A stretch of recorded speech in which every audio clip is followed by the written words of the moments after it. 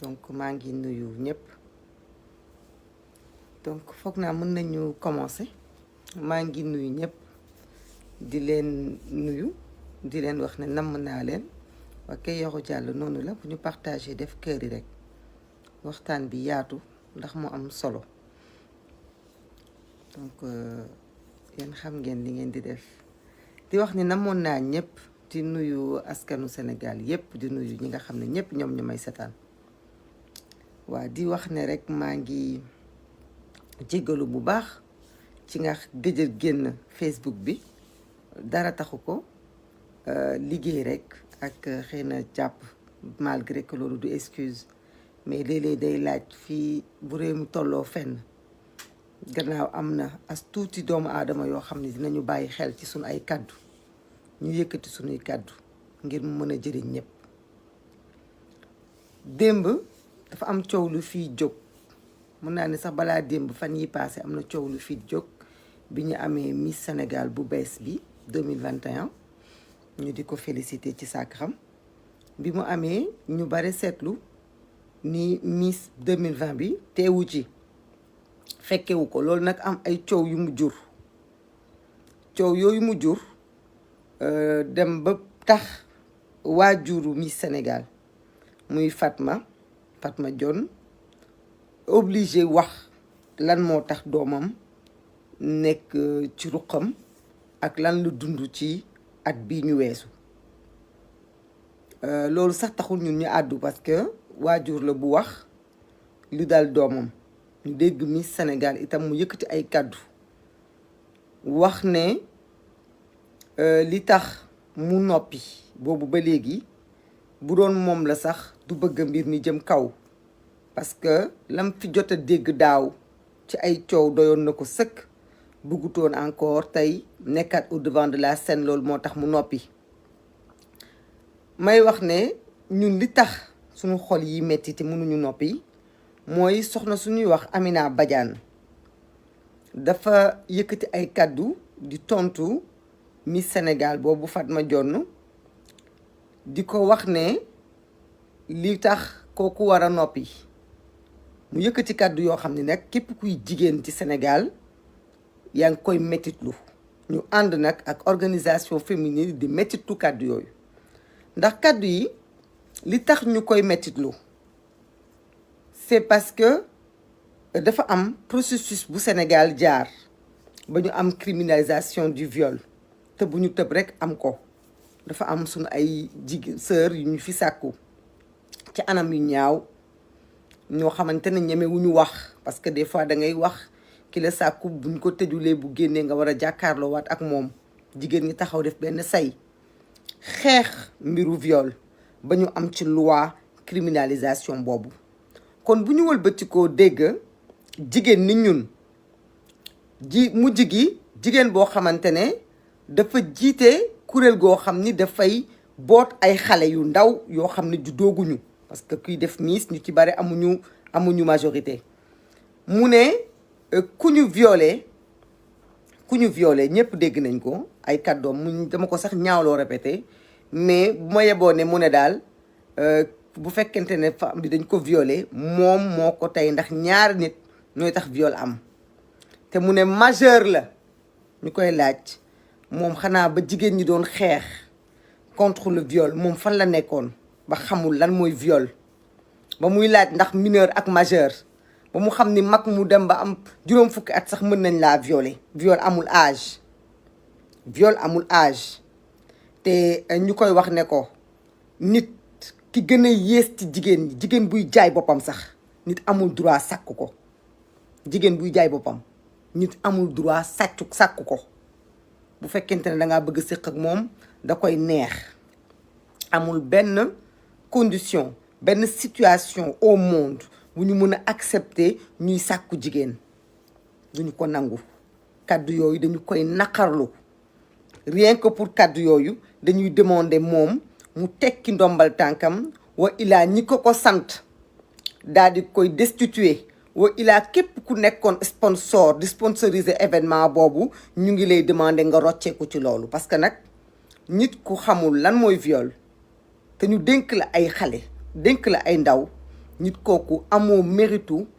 continuer di organiser cette belle élection là qui est Miss Sénégal loolu benn la parce que ñetti fànn laa bëgg ñu waxtaane ñetti fànn benn fànn bi mooy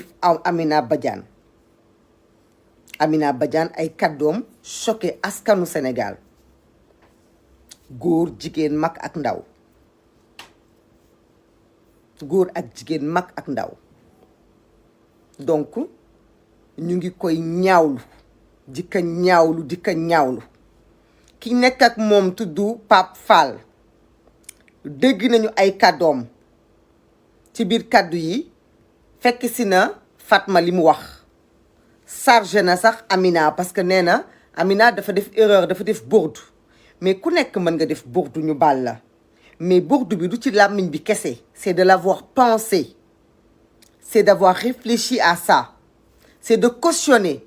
ci biir xelam nii nit mën na mériter ñu violer ko c'est de cautionner ci biir boppam ne nit ki bu fekkente ne egg nañ ci yow la neex wala yow yaa ñàkk fayda wala nit ki boo fekkente ne majeur nga rek lu la dal rek yow la kooku mënatul organiser Miss Sénégal loolu moom je pense que ñun sénégalais yëpp d'accord nañu ci parce que nag malgré que organisation la boo xam nit moo koy samp li ci am ba am mooy drapeau Sénégal la parce que dangaa am titre bu tax ñu ne la lii mooy organisation Miss Sénégal boo xamante ne moom mooy national keneen amul sañ-sañu dem tuddee ko Miss Sénégal label la bu ñu protégé label la boo xamante ne dafa am comité bi ministère de la culture ànd ci donc te boo ko tabbee day dem bokk Miss Afrique CEDEAO dem bokk Miss Monde dem bokk Miss Univers donc drapeau Sénégal la xale bu jigéen boobu di takk pendant une année kon loolu ñun ñépp daf ñu concerné bu kenn jàpp nag ni xeex dafa war a nekk juste ay xeex citoyenne ay xeex politique lii dafa bokk ci lu ñu war a xeex parce que dafa bokk ci suñu social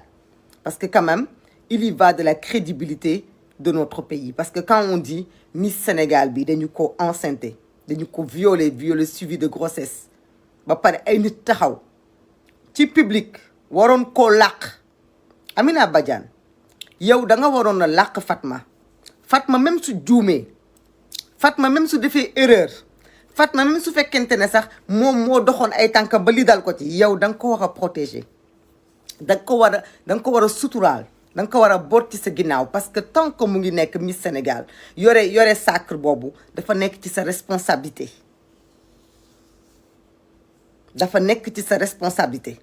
en aucun moment waroo jóg di taxaw ci kanamu télé di ko tuutil di ko ndawal di ko traité de amul note yu baax di ko traité dëgër bopp di ko traité de ñàkk yar non loolu franchement c'est inacceptable ñun ñëpp d'accord nañu ci Ndeye Khar maa ngi lay nuyu Ndeye Khar ndeysaan Ndeye Khar après bëgg naa nga indi témoignage dinaa ñëw ci aspect boobu Ndeye Khar tu me permets même maa ngi nuyu Ndeye Khar elle était Miss en 97 moo nekkoon Miss Diourbel année bi may nekk Miss Kaolack ñu ñëw pour def Miss Sénégal mu am yu bare yu ci am mais nag sant yàlla sama deuxième thème bi war a tax ma ne damay wax c'est pour donner courage à toutes les filles yu nga xam ni dañu nekk ci genre concours de beauté yooyu parce que nag gis nga affaire Miss strass et paillettes la mais am na tamit derrière les rideaux comme on dit yeneen chose yu ci nekk mais Sénégal dañu gaaw ci tuumaal ay doomu aadama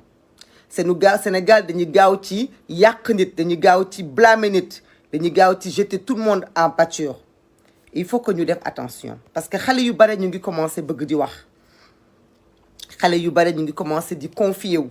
dégg nañu Miss Saint-Louis il paraît que Miss Kolda bëgg mu ngi wax yeneen Miss dinañu wax parce que Amina Badiane mu ngi yore organisation bi de 2017 à 2021 de 2017 à 2021 donc avant boobu 1960 ba léegi Sénégal mu ngi organiser ay élection Miss 1960 sunu première Miss ñu ngi ko am sunu première année d'indépendance donc affaire élection Miss yàgg na affaire Miss yàgg na ñu ngi ciy door a dégg ab coow ñu ngi ciy door a dégg scandale bu toll nii waxuma ni mësul am waxuma ni amutoon mais dama ni ak nu mu mën ci demee ay jigéen la yu dajaloo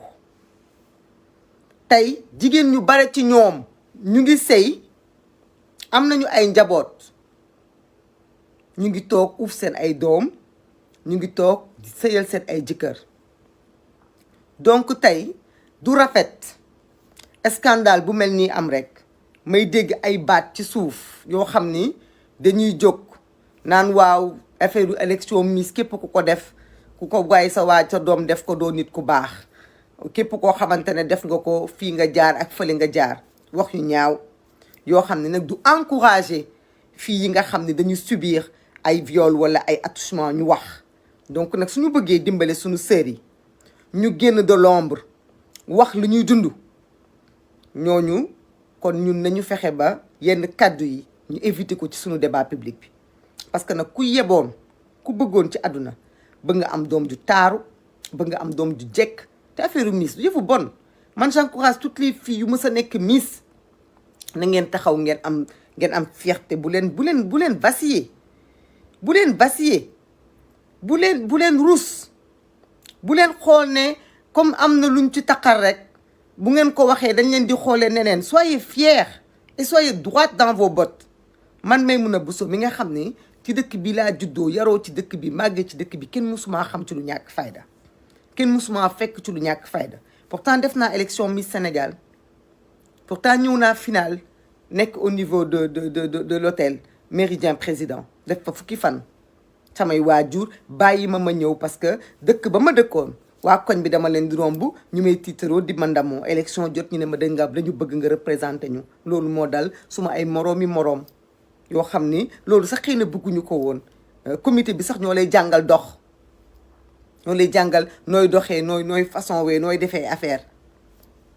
nga défilé am fierté ñi footballeur bi amee fierté représenté sol le drapeau tennisman bi am ko woykat bi am ko keneen ak keneen am ko il faut de tout pour faire un monde donc ici c'est pas le procès des filles qui ont été Miss c'est pas le procès des filles yu nekk mannequin c'est pas le procès de ñi nga xamante ne te yàlla dafa def ñu nekkoon ci loolu du procès ñooñu le procès c'est le procédé ki nga xamante ne dafa organiser lu toll noonu 2017 ba léegi te ay moroomam yoroon ko balaa boobu te kenn déggu leen ci waxuma ni coow amul ndaxte tey am na yoo xam ni duñu ko mën a wax parce que am na ñu fi ne mais am na ñu génn àdduna ci diggante bi donc am na lépp duñ ko mën a wax malgré que personnellement man subiruma benn acte boo xamante ne acte physique la mais subir naa yeneen réprimande yoo xam ni moo ma tere sol couronne bi mais je les assume comme ni keneen assumer leneen ku nekk ak sa fulla ak sa fayda ngay dundee ba tey il faut pas que ñu complexer loo les filles il faut pas que coow li bëre ba ñu commencer di accepter ñi nga xamante ne dañu bëgg a làqatu si loolu waaw kay lii moom ñëpp xam nañ dafa xaraam kenn waxu fi waxu lu xaraam ak lu xaraamul affaire du Miss du ñëpp ñoo koy def du ñëpp ñoo ko bëgg a def am na ñoo xamante ne sol maillot football sax dañ ko xaraamal am na ñoo xamante ne leneen ak leneen bu ñu jaawale combat yi na mbir mi leer dafa am jigéen bu wax ne dañu ko sàkku ba mu jëlee ci ëmb mu am lu ko metti ak lu ko neex ak lu ko metti mu dem toog ci ruqam lu tax porté wul plainte loolu moom lañ koy laaj lu tax boobu ba léegi mu noppi waxu ko kenn loolu moom lañ koy laaj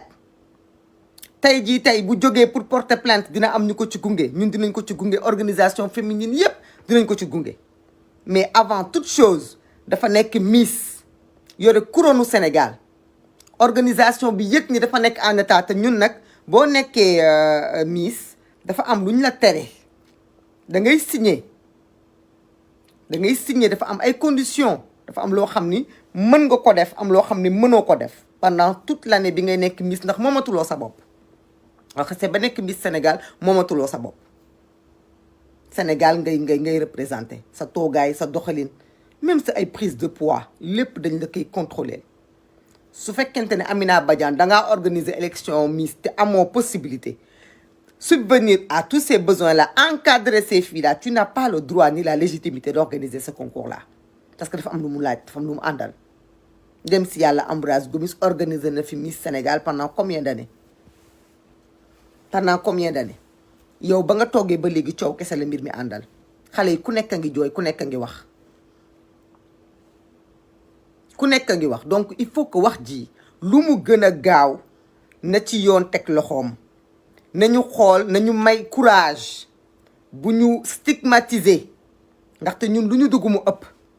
bu ñu nekk ci réseaux sociaux yi wel saaga di traité xale yi de cagga di leen traité de tous les noms ba tax ku amoon sa dëgg sax nga mujj ko am lu la metti nga noppi parce que da ngay bañ ñu boole la suba ñu taxaw la ci mbedd mi di la tam loolu bu ñu ko defee du ñu am dëgg bi suñu bëggee am dëgg bi il faudrait savoir que c'est pas le procès ici de qui fait Miss qui fait mannequin qui fait danseur qui fait chanteur on ne parle pas de ça tey loolu du procès bi tey procès bi xam nga tey lan la koo xamante ne dafa bokk ci benn organisation bokk ci benn concours yàlla def mu gagné sol sacre bi ak luñ ci mën a wax ba mu gagné mu am lu ko metti parce que Sénégal la représenté sénégalais yi la nekk seen Miss booloom sénégalais à travers les réseaux sociaux coow lu bari am ci nit ñi traité ko de tous les noms dem ba ne taaruwul leneen ak leneen mu metti ko mu vivre une année difficile ñu waroon ko déjà apporter soutien après ça mu dugg ci ruqam am leneen lu ko dal lu mu doon dund loolu nag mu dund ko dans son coin avec dignité selon ses dires parce que fii man nekkuma di wax elle a été violée wala elle a pas été violée parce que loolu du suma rôle amuma ci benn firnde mais sama rôle mooy il est inacceptable que nit di organiser concours yu mel noonu taxaw di wax naan bu fekkente ne viol dafa am moom la neex parce que elle est majeure loolu kenn du ko nangu kenn du nangu loolu te Amina Badiane mënatul organiser suñu ay élection donc xale yu jigéen ñi nga xamante ne j'appelle toutes les Miss nday xaar ndeysaan sama xarit boobu Miss Thiès bi woon ñëpp ñu nekkoon Miss ñu ko nekkoon depuis même avant suñ ay rakk tey ñoo am problème man kenn mësul sax toog ba xalaat ni Maimouna Bousso mës na def affaire Miss wala mës na def affaire mode parce que doxeewu ma ko waxeewu ma ko ndaxte du étiquette bu nit di sol c'est un moment passage de dans une vie expérience lay apporter wala quelque chose comme ni ñu nekkee woon ci sunu école yi di def bu ñu nee concours mathématique ñu yóbbu ñu c'est pas parce que dañoo nul moo tax ñu def ay Miss non pas du tout dañu doon jàng di am suñu note yu baax ñu bokkaloon classe ñu ngi fii ci réew mi toog bu nekkoon bu ñu doon def basket dañuy dem nekk ci équipe bu basket yi am ci tamit ay raaye ñu solal ñu suñu ay tenue Pape Moussa Touré mi génn àdduna barki démb moo ma yoroon te CDEPS Ndar bu heure sport jotoon dañ doon def sport am ci résultat yu baax heure jàng bu jotee ñu jàng am ci résultat yu baax heure nag taar nag yàllaa koy maye yàlla moo koy maye xëy na nit ñi ne la defal lii nga def ko mais boo tolloo ci yenn at yi war a sëy da ngay bàyyi loolu yëpp dem sëy toog yor say njaboot mais nag suñu rakk yooyu tey nekk ci difficulté man je vous tends la main à toutes les Miss bu leen rus kenn bu leen dugg ci benn ruq bu leen complexé wu parce que on est une société boo xamante ne dañu gaaw a stigmatiser dañu gaaw a xas ce n'est pas le moment de vous terrer parce que defu leen dara lu am gàcce Amina Badiane moo war a am lu mu rus mais pas vous li ngeen def dara nekku ci def élection Miss solu defu leen taatu neen defu leen yaramu neen yëre yu baax ngeen di sol taxaw défilé bu ngeen défilé ñu tànn leen ku ci rafet ku ci rafetul am na ñoo xam ne seen doom duñ def loolu am nañ ci droit am na ñoo xamante ni du ñu def loolu am nañ ci droit mais ça ne veut pas dire que dañu war a tey taxaw daal di ne seen xale yëpp da ngeen a bon wala xale yëpp baaxu leen donc maa ngi encouragé xale yi nga xam ne yëpp dañoo nekk ci élection yooyu jaar nañ ci dans le passé wala jaar nañ ci année yi si vous avez quelque chose à dire bu leen ko dara tax ragal ngeen wax ko bu leen kenn xoqatal parce que nag vous devez être solidaire da ngeen a war a solidaire à Fatma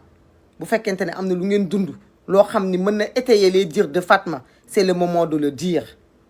ayez le courage am leen fit génn leen bu leen kenn xoqatal ba ngeen dugg ci seen ruq bañ a wax parce que dëgg bi yéen kese yéen ko mën a génnee parce que de toute façon Amina Badiane du mës a wax dëgg. kon nag yéen a war a mën a tey taxaw à commencer même miss bi nga xamante ne moom moo yor sacre bi léegi barki de maa ngi koy ñaan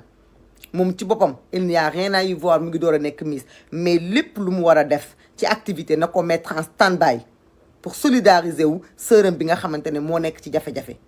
na teg lépp ay waajuram nañu ko encadrer mu teg lépp parce que miss ça ne t'amène nulle part nekk miss ak ñàkk nekk miss du la yóbbu fenn. C'est juste un titre glorifique qui te fait plaisir xale nga ndaw nga da nga ci tollu nga def ko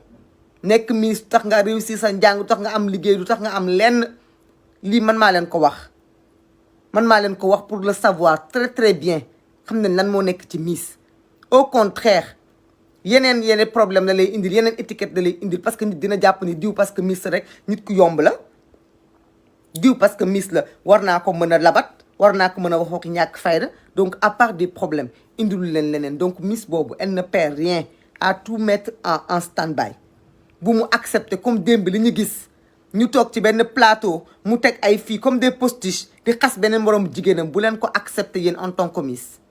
ne l'acceptez absolument pas parce que seen honneur moom moo ci nekk suba yéen ci boppam yéen nañuy blâmer il faut que ngeen génn ci loolu rien ne vous l'oblige aussi demain bu leen accepter mukk de faire des témoignages pour jàppale Amina Badiane devant des accusations d'une de vos sœurs am na wala amul c'est la justice de le dire am na wala amul justice moo ko war a wax ñiy wax nag ne affaire miss boo gis affaire promotion canapé la ma ne promotion canapé am na ci bureau yi promotion canapé am na ci biir fu ne la am ci biir kër yi fu ne la am du ci milieu boobu kese la am donc vraiment il faut pas que ngeen diaboliser stigmatiser xale yi ba xale yi du ñu ñeme wax li ñu war a def kay mooy demander des comptes au ministère de la culture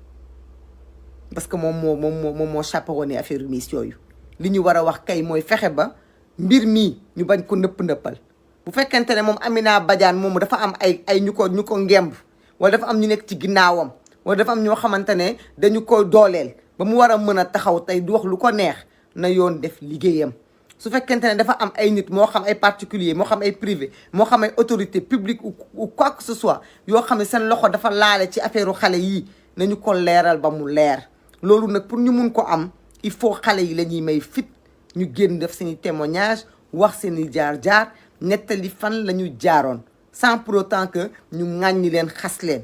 mais bu ku nekk yoree sa ay bant taxaw pour dal ci xale bu wax nga am noo ko étiqueté ñi war a wax duñu wax te su boobaa dëgg du feeñ am na nag ñoo xam ne dañu jàpp ni mbirum mode ak yooyu intéressé wu leen dama ni réew boo ci nekkee pusoo ba ca dëkk ba sax dalay intéressé li ne ci réew mi lépp a war a intéressé nit ñi parce que xam nga lu tax sunu njaboot gi dañoo nekk fii ci biir réew mi te tey fi Sénégal toll am na leneen lu ñu waroon gis ci débat public bi parce que dañoo jëm ci ay élections nit ñi war a inscrire nit ñi war a voter primo votant yi jotaguñ seen i carte électorale bi leerul ñu gis violence bi nga xamante ne moom la autorité yi commencé di ko teg ci ay adversaires politiques ñu gis problème yi nga xamante ne ci lañ nar a jëm dëkk bi metti nit ñi amuñu xëy amuñu gont ñu ne ñu divorce yaa ngi tas kër yaa ngi tas ñu gis xale yi amuñu liggéey feebar yi bari ci dëkk bi li ne ci dëkk bi lu ñu war a lijjanti dafa bëri dafa am solo waruñu cee mën a teg ay problème yu mel nii téye ko di ko ngawti loolu nag pour mu régler c'est très simple yoon mooy jël def liggéeyam nit ñi vaquer à leurs occupations suba ñu dem ci leneen maintenant Amina Badiane moom même su démissionné même suñ ko dàqee elle doit des excuses à tout le Sénégal man personnellement elle doit des excuses à toutes les femmes parce que amul sañ-sañi taxaw di wax lu mel nii nit ñi di ko dégg seeni nopp donc au plus vite on n'a pas besoin de gens qui vont essayer de justifier li mu wax lii moo tax mu wax ko lee moo tax mu dara taxul mu wax ko parce que buñ la dénkee xale pendant 1 an yow yaa ko war a surveiller xale bi même su fekkoonte ne tey dafa am lu ko dal waroon nañoo mën a xam kan moo ko violé Amina Badiane yow yaa waroon porter plainte du Fatma de mais yow yaa waroon porter plainte pour xam kan moo violé Fatma yow yaa waroon encadrer Fatma setal ci sa der setal ci deru organisation bi yépp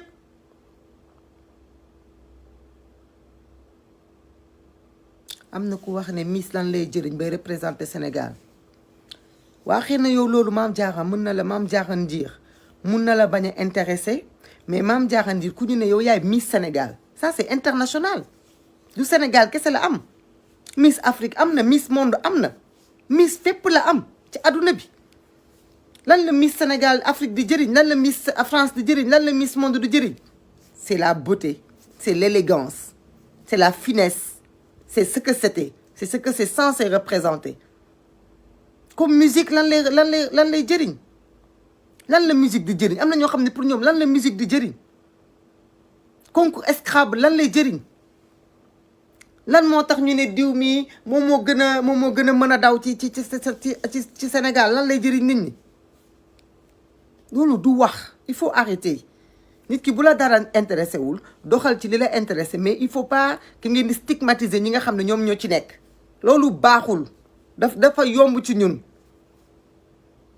man sama wax li tax ma wax loolu moo tax ma wax parce que dama xam ne mbir mi fu mu jëm du yem fa ngeen ne parce que ñun ñoo mel noonu dañuy tëb fii jëm fee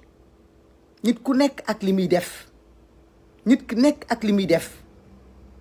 am na ki nga xamante ne carte xaalis lay def di ci concours ba représenté ci réewam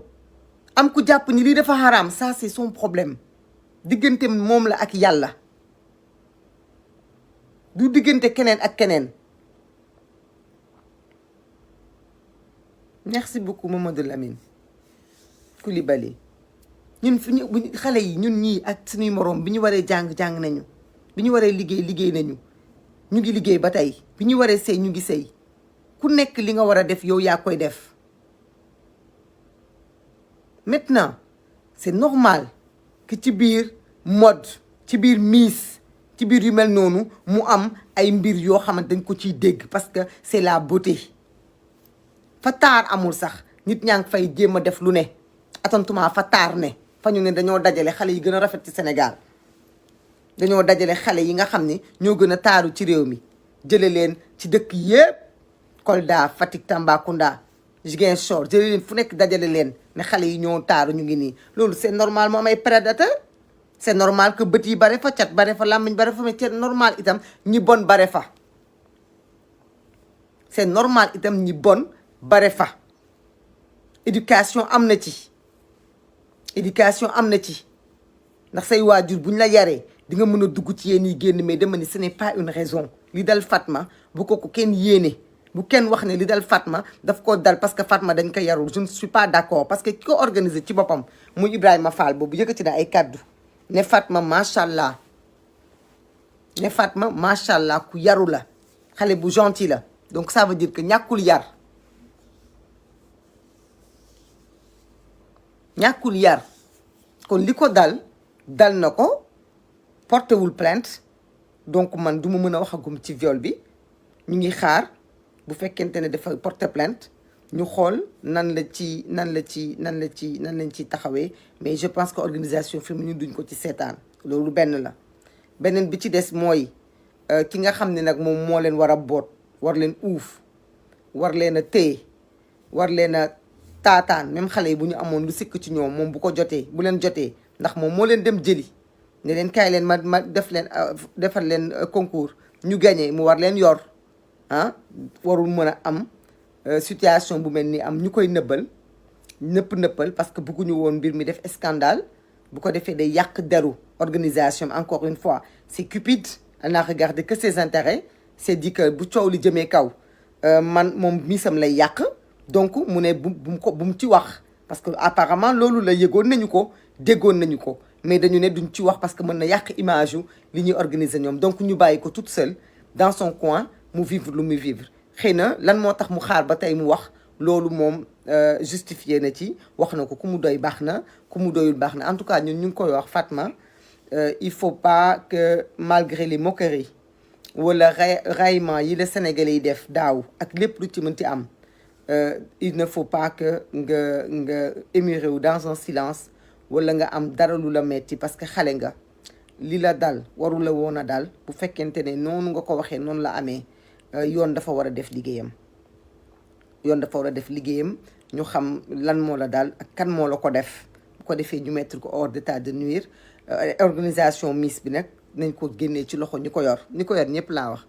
amul Masamba ci baax ak Mademba moo ci baax nañ ko génne ci seen loxo ministère bi na ko teel boppam bu ko mënta teel boppam na xool keneen ku mu ko jox ku mu doy waaw parce que fii ci dëkk bi ñu am solo ñu am fulla ak fayda am nañ fi na xool ku mu ko jox mais nañ ko génne ci loxo Amina Badiane ce n'est pas par vendetta mais c'est parce que les propos qu'elle a tenus font que mérité wul di organiser waat lu mel ni ci turu Sénégal mérité wu ko donc vraiment loolu laa amoon lu ma ci wax bëgguma wax bi gudd di leeral rek ni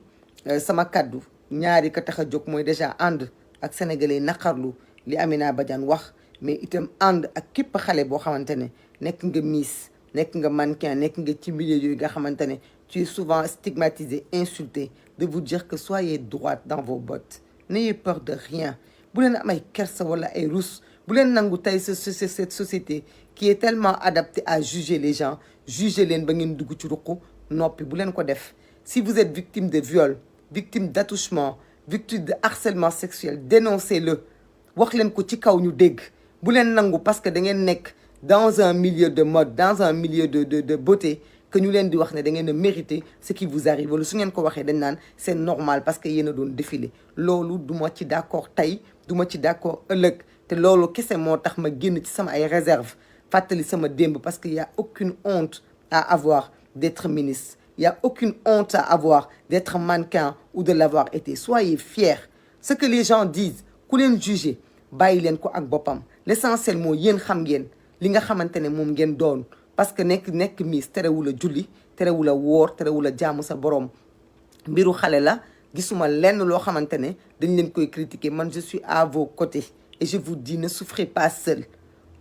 ouvrez la bouche ñëpp ñu nga xam ne nag ay miss dañu woon 97 duma wax kenn tuuram parce que ku ne xam na seen bopp ndey xaar yow yaa annoncé wu léegi mais yéen ñëpp maa ngi leen di demander ngeen jóg ngeen def hashtag comme ni ko Nathalie Dia defee ancienne miss 1992 depuis 1960 ba léegi am na ay miss yaay yi fi nekkoon bàjjen yi fi nekkoon tante yi fi nekkoon yéen ñëpp yëkkati leen seen kaddu parce que li tax ngeen war a yëkkati seen kaddu mooy suñu société dafa changé léegi suñu société bi léegi nit am na ci yenn lu muy nekk rek nit ñi tout de suite dafa am fu ñu lay dëkkal dafa am luñ lay woowee dafa am luñ lay xoolee loolu nag il faut pas que ñu accepter ko man je le dis ici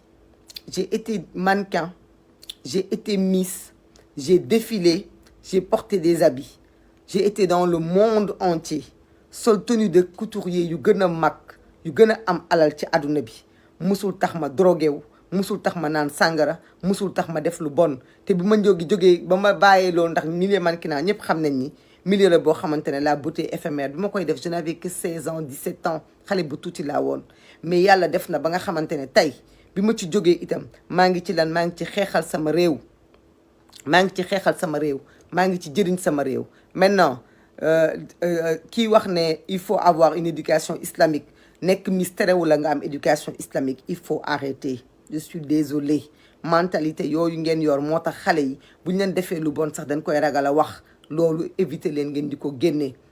dégg nga tey au jour d'aujourd'hui ñun dañu jàngal dañu judd ci ay famille Haalpulaar famille Torodo ñu jàngal ñu alxuraan ñuy jullee ki woor suñu ay moroomi miss noonu tey ñu ngi uuf seen ay doom bu leen arrêté leen ku nekk ci yenn milieu yi ngeen jàppee ko ne am na lu ci bon effectivement parce que milieu la boo xam strass et paillettes comme ni mu amee ci milieu football bi am ci beneen milieu mais il faut pas que ngeen stigmatiser ñëpp jël ñëpp def leen ci benn sac donc mon message continue pour toutes ces filles qui sont victimes de harcèlement ou d'abus portez le combat parlez jóg leen man maa ngi ci seen wet keneen mu ngi ci seen wet du ngeen ci wet kenn du leen seetaan ñu leen di sànni en pâture kenn du leen seetaan ñu leen di complexé loo kenn du ko def on l'acceptera pas parce que tout simplement il y a des gens qui pensent quelque chose ou qui ont des dictats ñeme leen ko ku ci nekk mannequin am loo dund wax ko ku ci nekk miss am loo dund wax ko parce que suñu société bu hypocrite la société boo xamante ne ñi ngay fekk ñu nekk ci jàkka yi yor seen ay courses ñu bare ci ñoom bu ngoon jotee yi bon yi ñuy wax ñoom ñoo koy def donc nit ki diine dafa am nit am il faut arrêter merci Fatima il faut arrêter de tout ramener à la religion refusons ça refusons de voir ñu jël suñu rakk yi di leen stigmatiser nañ ko refuser nañ ko bañ man en tout cas loolu moo ci nekk samay kàddu parce que ñëpp xam nañ ni bu fekkonte ne kese mbiru ay truc de yenn affaire la duma ci dugg duma ci wax parce que nit ku nekk choix bi nga def da nga koy assumer mais li tax ma wax c'est que je refuse que des sœurs samay doom parce que mën naa samay doom parce que xale yi tey man mën naa leen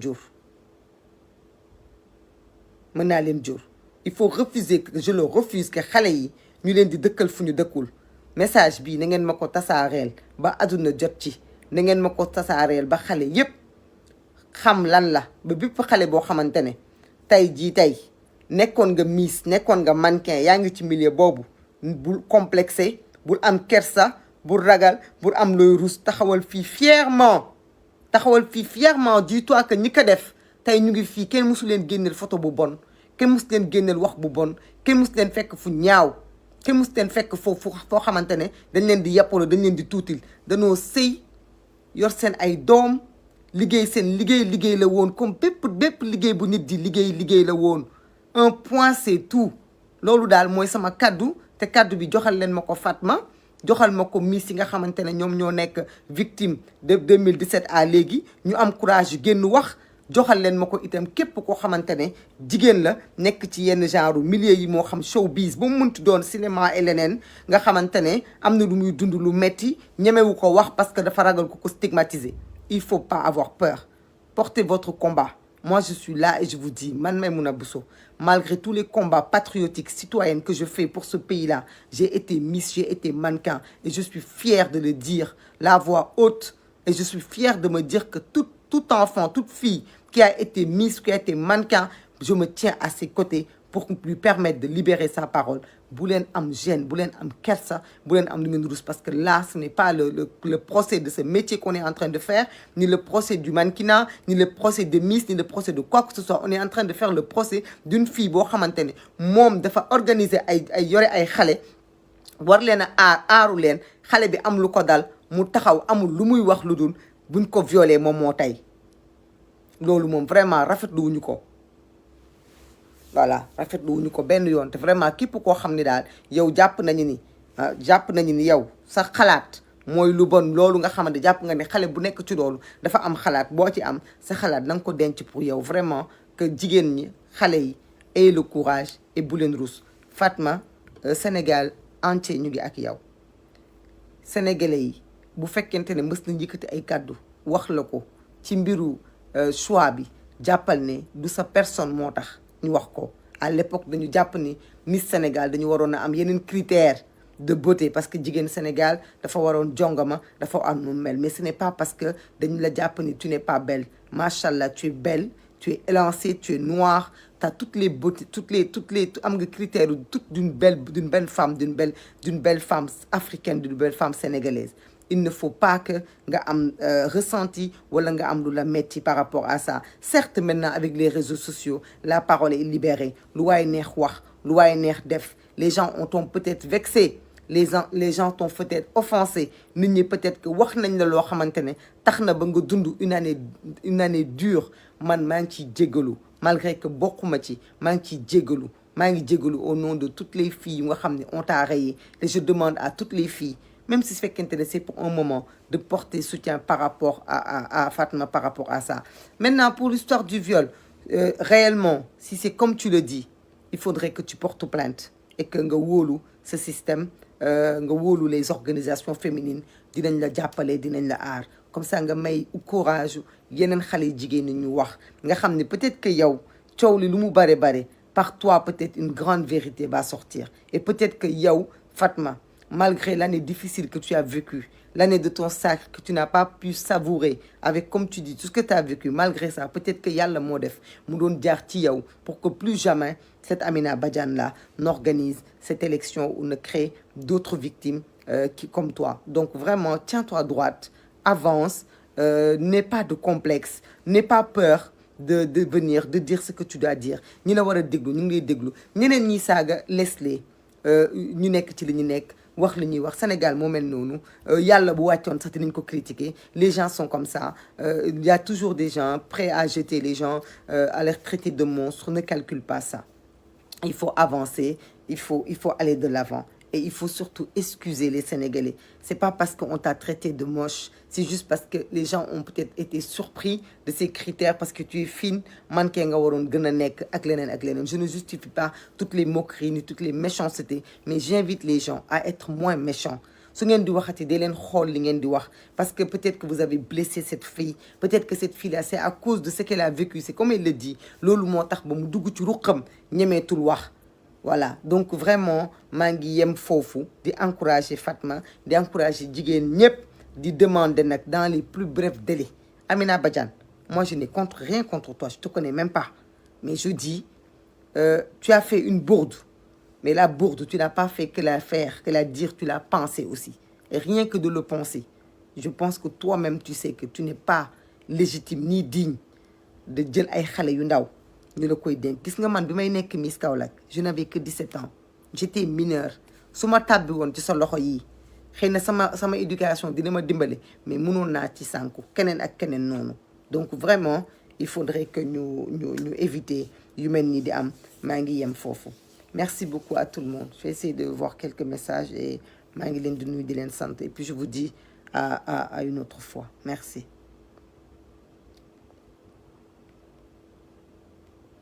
Père Bamba maa ngi lay ziar bu baax a baax.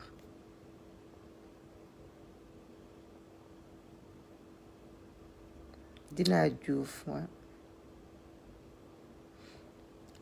Je suis actrice, oui, absolument. Dina, je vous encourage. C'est la même chose. Les gens aiment regarder des actrices à la télé, dans les séries, mais quand tu joues film, après, nous dëkkal le faux dëkkul. Oui, parce que jouer ne lire, xas le saga. Il faut qu'on arrête. Il faut qu'on arrête. Maintenant, société bi kenn mënul defar lépp. Man, j'ai décidé de me battre dans un domaine citoyen politique. Je n'ai pas décidé de me battre dans tous les domaines, mais je trouve que cette chose-là touche à une fille. Et moi, tout ce qui touche aux femmes me touche.